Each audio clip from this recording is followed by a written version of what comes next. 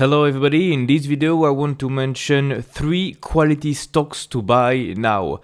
I believe these are 3 good buying opportunities in this market. So let me not waste more time. The stocks we are going to talk about today are Adobe, Chipotle, and Constellation Software. If that's interesting to you, you can stay. And the last time I made this video, I mentioned Amazon. Well, we learned today that Amazon just signed a deal with the OpenAI that will boost their AWS revenue. And now Amazon is at an all-time high. So yeah, maybe this will happen again for the 3 companies we are going to talk about today. Maybe it will be pretty interesting in the future. This is what we will see. So in case this is your first video from this channel, welcome.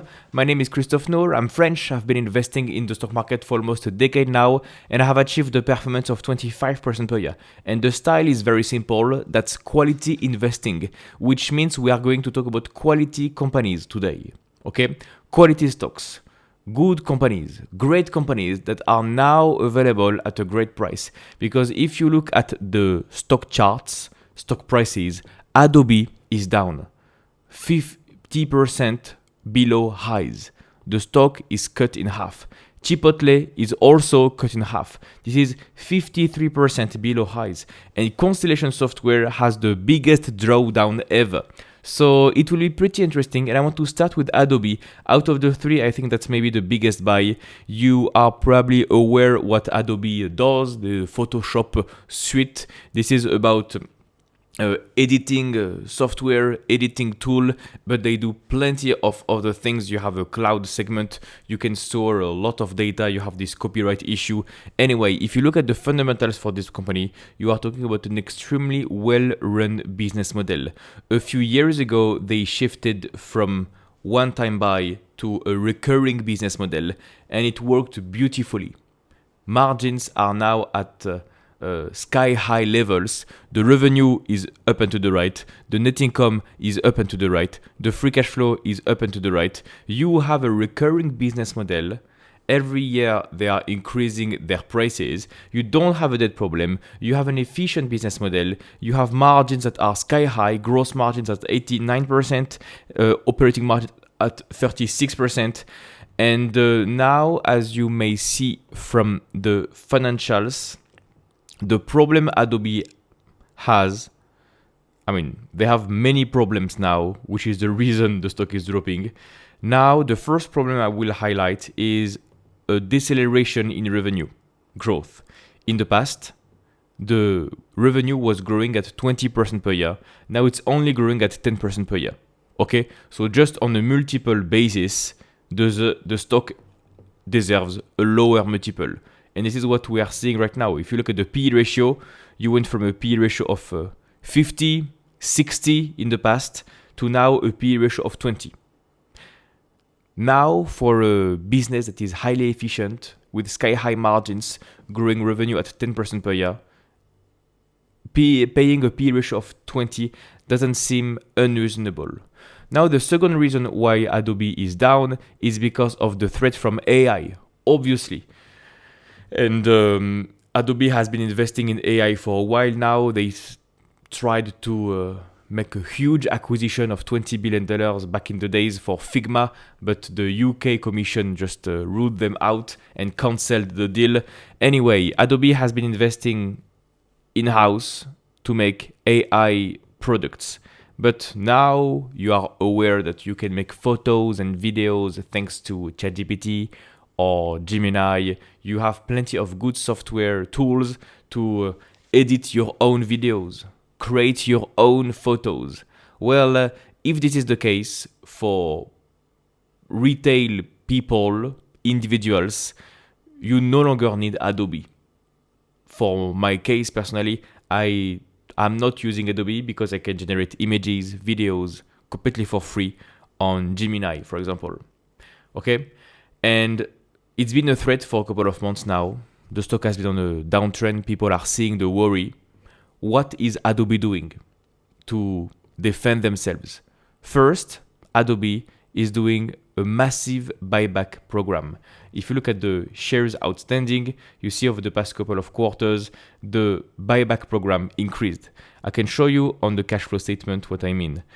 The cash from operating activities and the buybacks here. Wonderful.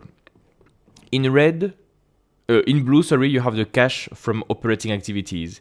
In blue, you have the buybacks. You see that the operating cash flows are going up, the buybacks are going up. Is it going at the same pace? Well, you have another metric you can check for this. I created a custom metric to track these kind of things. The amount of buybacks compared to operating cash flows. And you see this percentage, meaning when it is written like 48%, 50%, it means the buyback amount represents 50% of the operating cash flows. What you see here is for the past few years, buybacks represented what? Half of the operating cash flows. And as the stock is dropping, now it is more than 100%. Yes, more than 100%, 160%. Like they are really ramping up buybacks. And you can see here on Google Focus, you can see here, the company in the past was doing 1% buyback, 1%, a little bit less, and a little bit more. And now they are doing 3% buybacks, 2% buybacks, 3% buybacks, and they are not stopping. You had the CEO of Adobe going to CNBC a couple of days ago talking about this and talking about how cheap their stock was. So he literally said, we plan to repurchase as many shares as possible because we think our stock is cheap. You can see here the green candles going up. So every quarter, right now, Adobe is repurchasing 1 or 2% of their shares. By the way, if you want to become a better investor and improve your performance, I have a coaching program. It gives you the exact method I've used to generate 25% per year for almost a decade. More on that at the end of the video. Two scenarios can happen. Either the company is at risk and it is a stupid way to burn cash. The stock will go down in the future because you have a clear disruption when it comes to AI.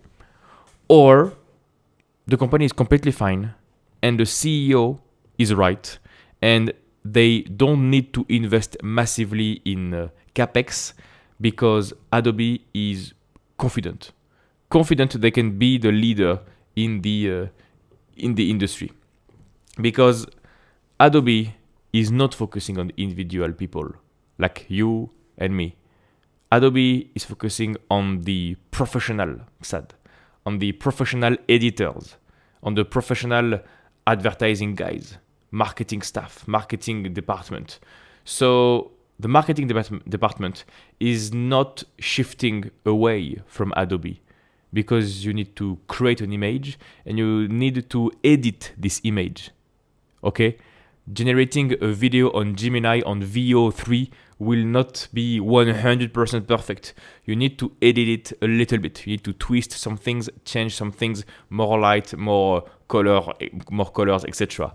So for the professional side, it seems like Adobe is not at risk. And you had an investor day, Adobe Max, the creativity conference. I recommend you read this transcript, you listen to this conference. You have a couple of slides, and basically, it was not a long time ago. It was a few days ago, 1 week ago. You have a few slides, and in these slides, you see that the business is not at risk. They don't mention any disruption. They plan to grow their revenue in the future. They plan to integrate AI into their software. They plan to continue to focus on the professional side. And nothing is changing the thesis. They will integrate Firefly everywhere. Actually, they are giving Firefly away completely for free for some people right now. So Firefly is their new leg of innovation, and they are saying, yeah, we'll continue to innovate in-house. You're welcome to test our products.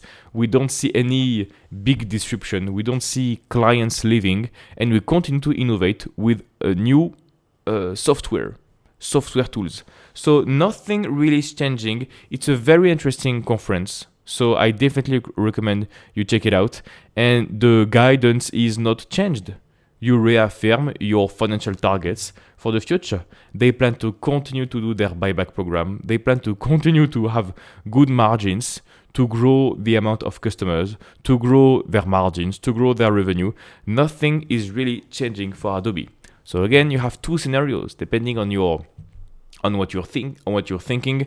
Either Adobe is dead and will be completely disrupted by AI, or Adobe will embrace AI, integrate AI everywhere in their suite of tools, of software, and they will do smart buybacks as they have done in the past.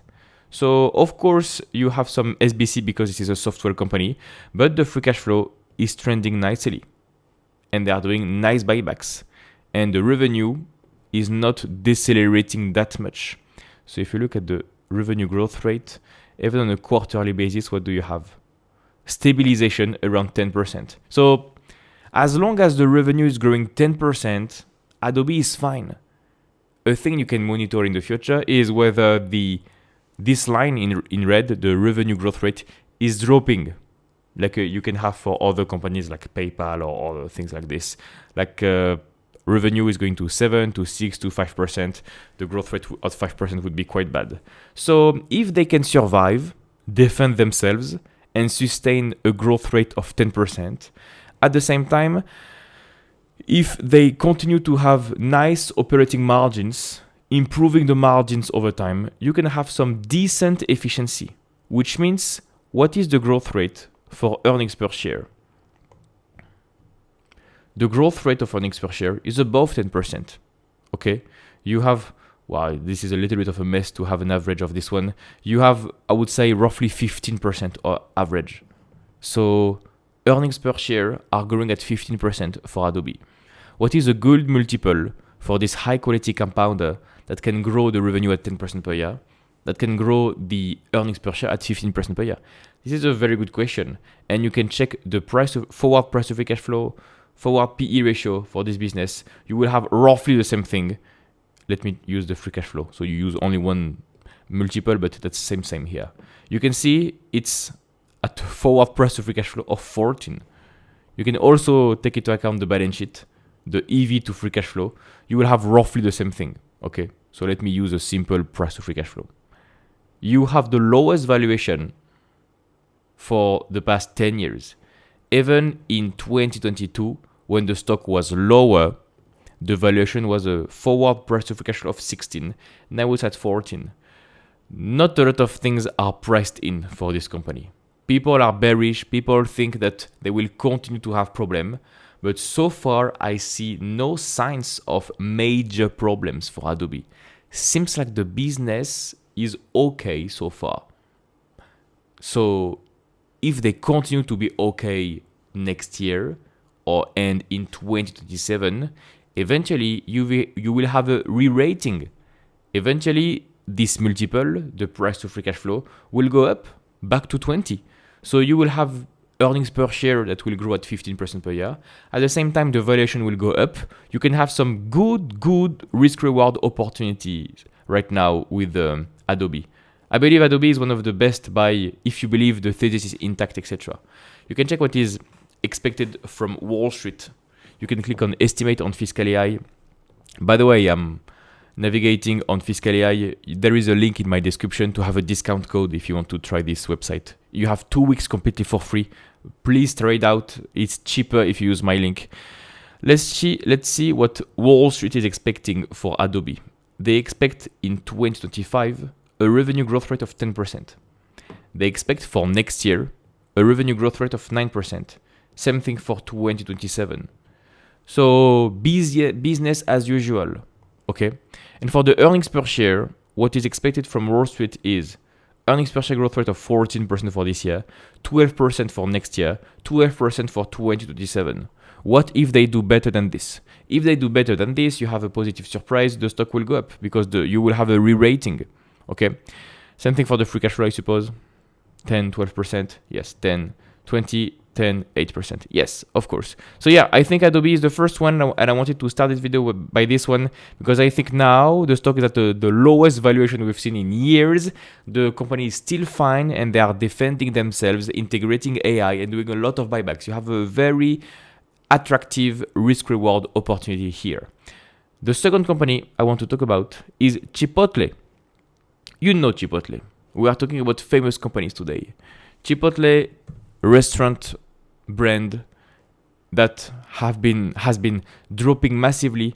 The stock is down 47% year to date. We are talking about a horrible performance. And you've had a change in the management team. The CEO, the ex-CEO, is it Brian Nichol? I have a doubt. Brian Nichol. I don't know how to spell it, actually. Oh my god. Chipotle. Brian Nichol. This is how you write his name. I'm sorry for for my misunderstanding. Anyway, you had a genius CEO, efficiency genius, I would say, for Chipotle for so many years, and he was hired to go to Starbucks. And since then, the king of efficiency is no longer here. So Chipotle is no longer efficient. Makes sense, right? Margins are dropping, the revenue is dropping. The only thing they are doing to survive is raise prices. But unfortunately, you can raise the price by so much for a burrito, for fajitas. So now seems like the customers are not liking this price gouging. So you have fewer clients for Chipotle, and you have a lot of worries when it comes to, okay, what are we going to do with this efficiency? How can we attract more customers in the future? And investors in Wall Street don't like this uncertainty. Spoiler alert, this is not the first time we have this kind of uncertainties for Chipotle. Every time the stock rebounded, every time the company rebounded strongly because they had a genius of efficiency. What will happen now with the new CEO? That's a good question. And it is why you have a public market. People that are bullish, people that are bearish. There is no 100% certainty, but now as the stock is cut in half, I believe you have a decent opportunity. If you look at the fundamentals for Chipotle, pretty interesting. Revenue is up and to the right. The net income is up and to the right. The free cash flow is up and to the right. You have no major debt problem. The company is doing tiny buybacks here and there. The company is still efficient. And now you have a forward PE ratio of 25. If you look at the valuation for Chipotle, you have multiples that have dropped substantially, I would say. Let me check the forward PE ratio, forward price to free cash flow. This company was always trading at a premium valuation since 2020. Here we go. And let me check the PE ratio for this one. A few months ago, last year, you had a forward PE ratio of 50, of 40, 50, and now it is dropping to 27. So when was the last time you had this kind of valuation? Well, you had here beginning of 2023, and you had here end of 2018. You don't have a lot of opportunities to buy a high quality business like Chipotle. The quality of the brand, the quality of the assets, the quality of the locations. I believe Chipotle will be fine in the future. And the way they are defending themselves is very simple. They plan to integrate AI everywhere. So I've seen what they are doing with AI, like robots, AI integration for an avocado, AI integrations for sales and logistics. Well, maybe you want to do a little bit more when it comes to AI integration to please Wall Street.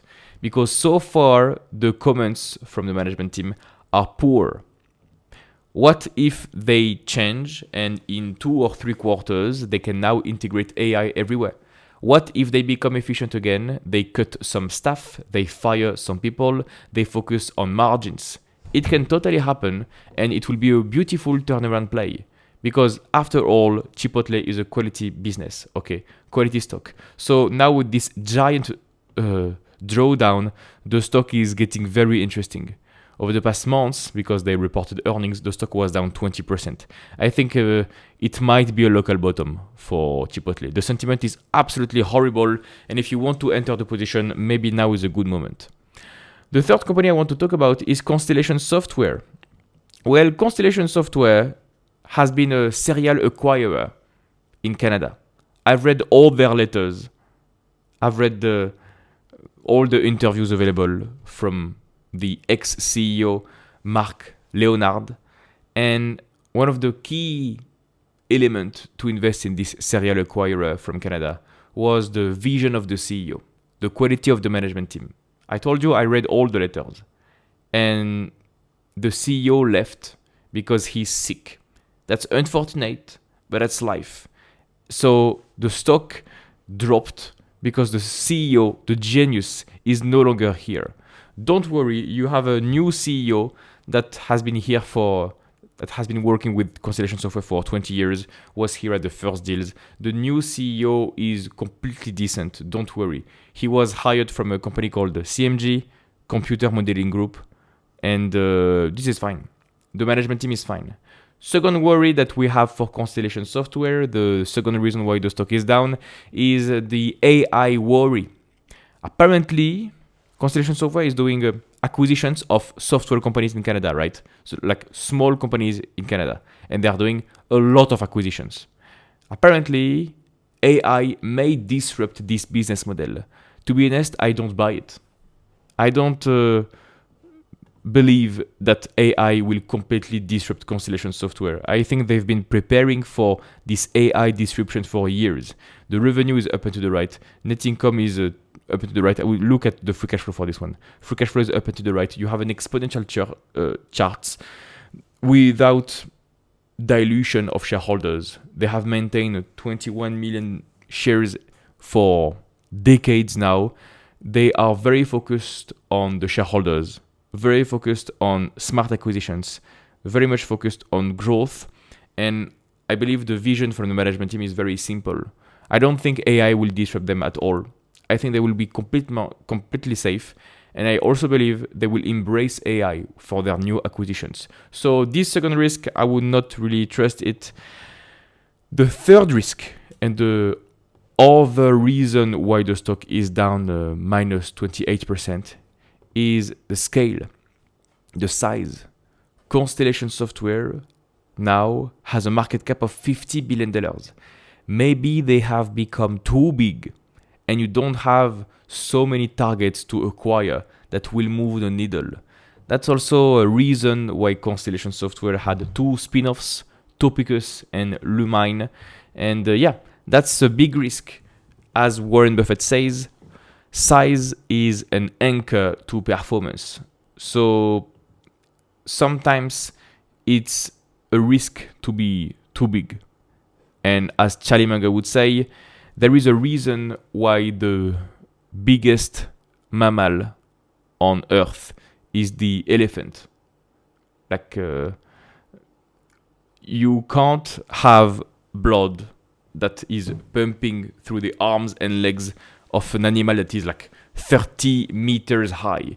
It's impossible, okay? So same thing for nature, same thing for companies. For some business models, you are capped. Size is an anchor.